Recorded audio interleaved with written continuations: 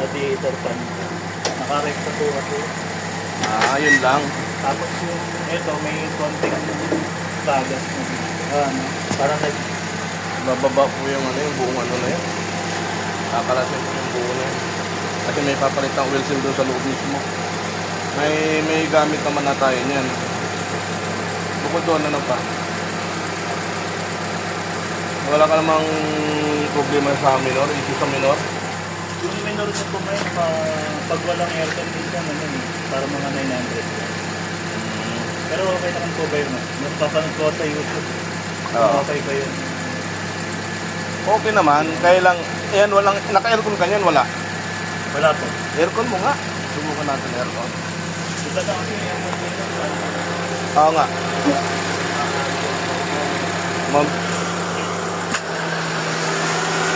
Wala reaction, ano? Parang hindi siya... Dapat kasi mababa lang yan, mga 7.5 yan. Ngayon, pag walang aircon, babalik doon sa 7.5. Tapos kung may aircon, naangat. Maangat na, hindi naman. Maangat naman. Naging 1-1. Ganun. Umaangat naman pala.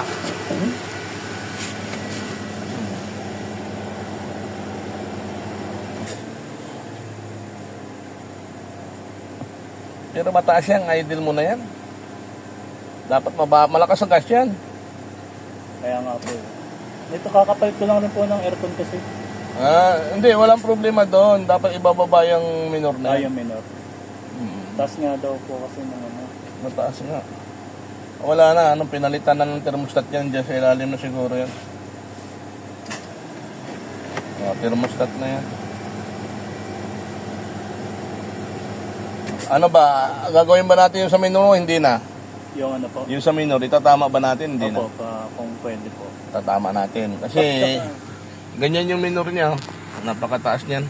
1,000 yan, mahigit. Opo. Dapat mababa lang yan. Saka po yung kasi nung nakaraan, kasi yan pinacheck din yung yung itong ECU. Na-repair na kasi. Pero sabi naman nila, pag hindi naman daw parang binaypas ng ganyan. Ginamperan. Ang pinoproblema nila dyan yung sa sa ECB. Yan ang nagkaroon ng problema. Titingnan natin kung may nabagit ito.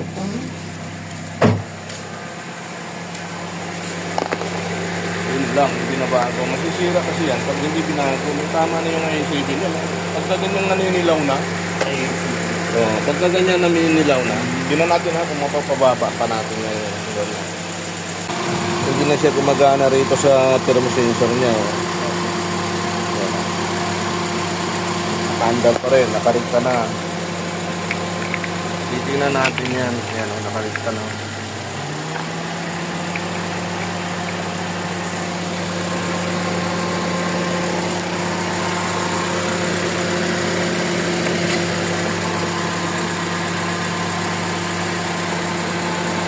Original wiring pa naman siya.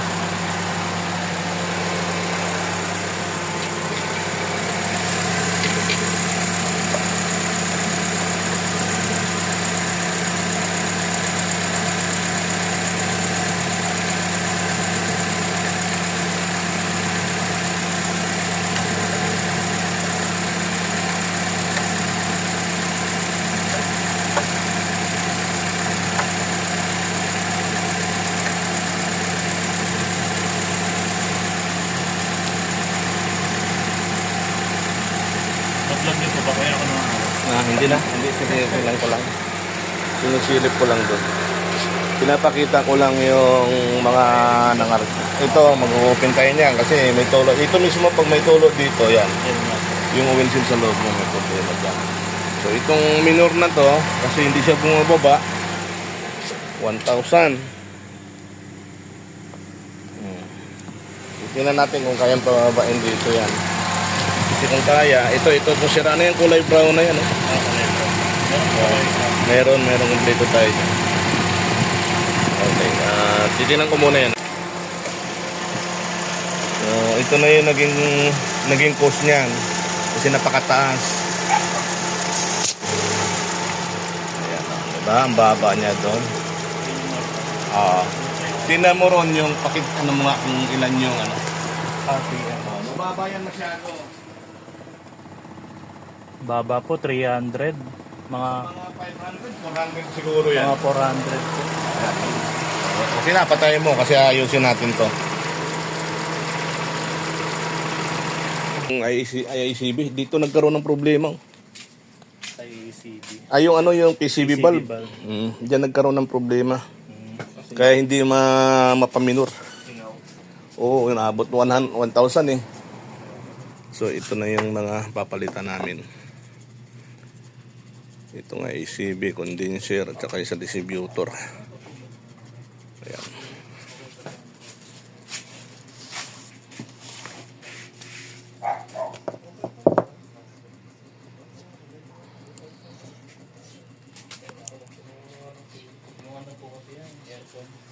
Yung condenser na original dito.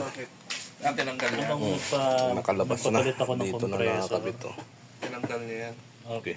tinanggal niya yung parang may nararamdaman ako na ano, na hindi maganda yung pagkakawiring. Sandali ha. Naka-draw na lagi. Alam ko eh. Wala yung ano. Yung ito yun eh. Sarado mo na nga. Masok na.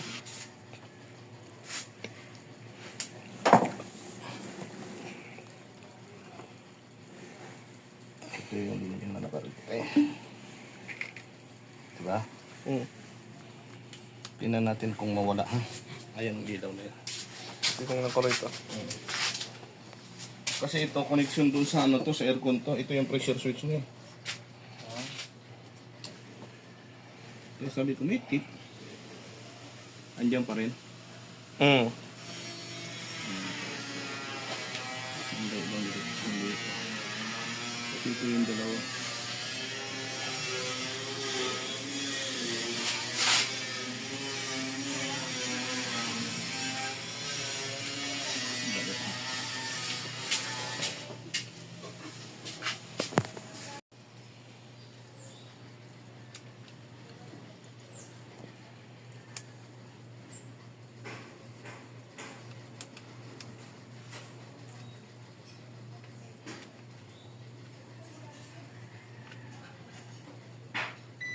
Ito lang talaga.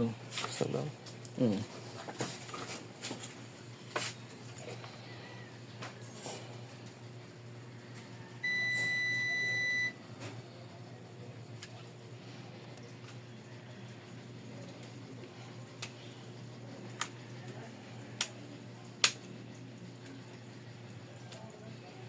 Na lang na to. So, saan ba yung ano dyan? Saan ba yung duct niya? Ito na. Yan, pag ganyan. Yung gitna. Ito. Ito yung gitna, di ba? Sigurado ka ba? Baka magtamad eh. Yan. Tapos gitna. 1, 2, 3. Tanggalin ko. So ito naman din ginamit natin relay. Ito pa rin yung relay na yan. So i-on ko ron ha. Okay. Tingnan mo kung... Gagana. Hindi. Dapat hindi gumana. Yung Ayaw na ito. Itaas mo lang tapos bukas. Ito. May tiktik. Meron. sira na rin yan. I-on ko ha. Yan, nakauna yan. On yan. Wala na. So pag ito, nag-reach ng init niya na dapat mag-open to, dapat ganito yan. Ay, hindi nakasaksak ata yung ano mo dito. Yung? Yung pan. Hindi ba? Nakasaksak yun. Wala lumabas na kuryente. Ay, ito ano yun naman sa overhead TV, ano yun? Ito na yung hindi natin ikabit kanina, nagmamadali. So, kakabit na natin. May problema yung ano mo. Nag-lock na, no? Nag-lock na. Nag-lock na. Ito dapat Wala oh.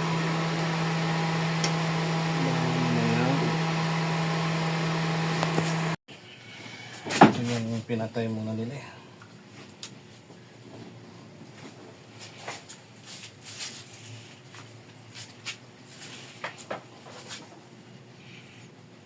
Sandali ah. Sandali Dali lang.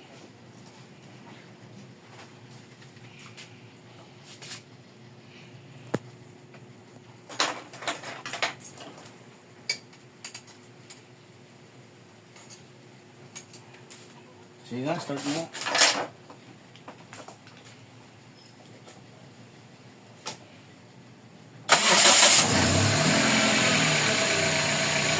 Saan yan? Tawag naman. Na? 1,000 may get? Ha? 1,000 daw may get. Tingnan ko, bossing nga.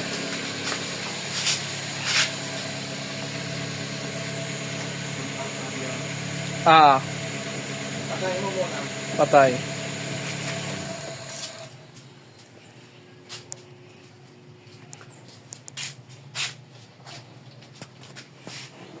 Start mo nga.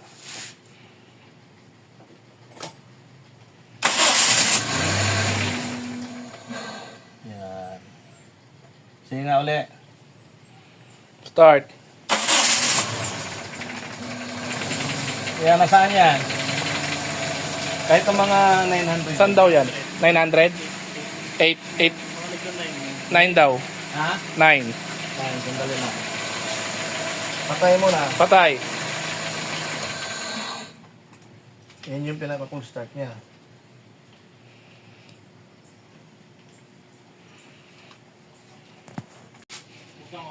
Start. Nasaan? Mataas? Ha? 1,000 may get daw. Ha? 1,000 may get. Yan. Yan. 8. Wag na 900 daw. Sige, tama na muna yan.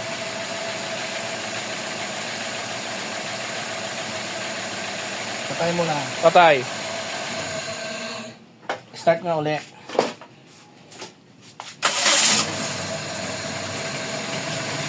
Nasaan yan?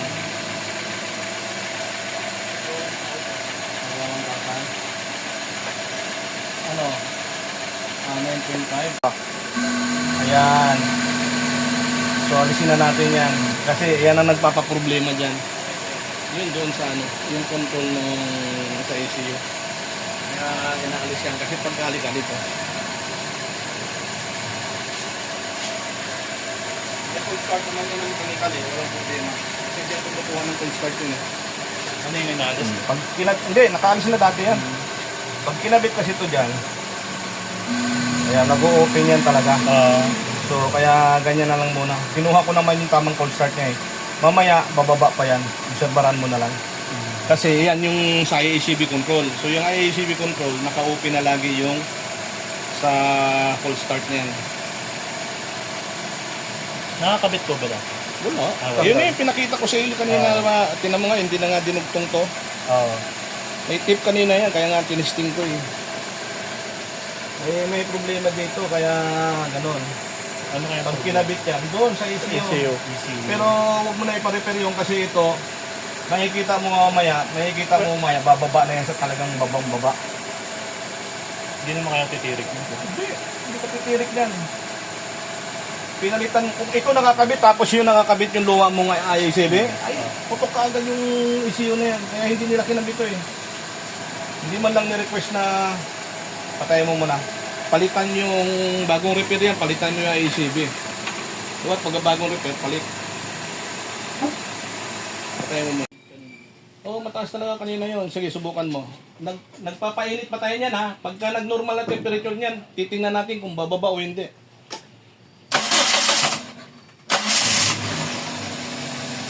Ayan, medyo mainit na yung makina niyan eh. Nasaan na ngayon? 800? 800 daw. Ayan, parang tumataas to. Ayan, mainit na rito. Titingnan natin yan pag nainitan na yun ng makina. Kasi yung putol battery mo sa ilalim, meron ng cooling system. Pag nainitan yun, yung ina-adjust ko roon, sasarado na ngayon. Para dito na lang siya dadaan sa metal battery ng butterfly. Iba naman yung thermostat. Yung pinasukan nitong thermosensor nandun sa gitna ang thermostat. Nag-o-open na yan siya pag nainitan ng mga 82 degrees to 90. Open yun. So, magno-normal na yung temperature mo dyan. Tingnan mo, wala pa sa kalahati temperature mo dyan. Eh, mababa na Wala yata pa oh. sa kalahati, pero nakita mo temperature mo, unti-unti nang bumababa. Ay, yung RPM. Ay, yung RPM. RPM. Steady, tingnan mo mamaya. Pag nainitan na lalo yan. Hindi ko lang siniping ng 1,000 yan kasi mataas yun. Malakas sa gas yun. Ngayon, hindi na katulad kanina na ganyan yan. Pag uminit na lalo yan, pag nag-normal na, doon mo makikita yung tamang... Yan, unti-unti nang bumababa yan. Ang ano na lang natin ngayon, ay sisipin na lang natin, pag nag-aircon ka, dapat papalo siya. Papalo siya ng mga 9.5 o kaya 1.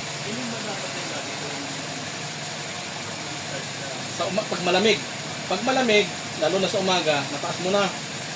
Yung 9 na sinasabi ko, doon mo na yan. Pag unti-unti umiinit ang makina, unti-unti na rin bababa yan. Bago po yung drive, Siguro mga 5 minuto, sobra na yun, mga 3 minuto. Basta ang importante naman mag-warm up ka lagi sa makina eh. Kaya mayroon ng gano'n yung kainitin mo mo, itakbo ka agad kasi parang tao yan, pagka wala pa sa condition yan. 3 minutes. Sobra na yun, siguro mga 2 minuto. Kaya nasaan na ngayon yan? Saan? 700, nababang-bababa na yan. Dapat mga 7.5 yan. Kaya muna natin, painitin natin pag nag-normal na yung makina ng mga Pag gumana na tong pan dito. pag gumana yung pan, isa pa yung pan. Titingnan natin kung gagana siya. Serbaran lang muna natin. Kaya na kasi parang init eh. Sobra naman siguro yung bata. Hindi naman siya bababa kasi nakahatak na yun. Pero kung hindi humatak yun, bagsak yan. Kaya tinaasan nila eh, para hindi naman.